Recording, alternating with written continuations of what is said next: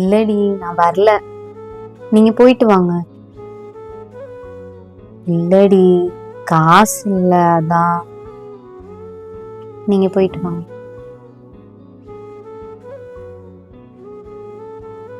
ஹாப்பியா இருக்கியா? எனக்கு என்ன, நான் ஹாப்பியா ஜாலியா தானே இருக்கேன்.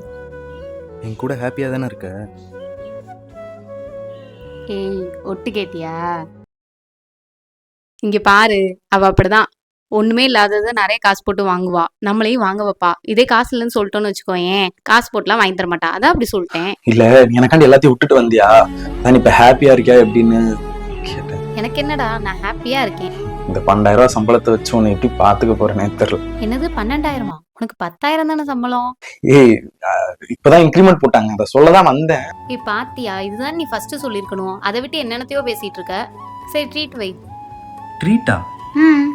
சரி, உனக்கு என்ன வேலை கேள்வி நான் வாங்கி தரேன். எனக்கு ஒரு சிக்கன் ரைஸ் வாங்கி தரியா? சிக்கன் ரைஸா? சரி வா, ஹோட்டல் போ.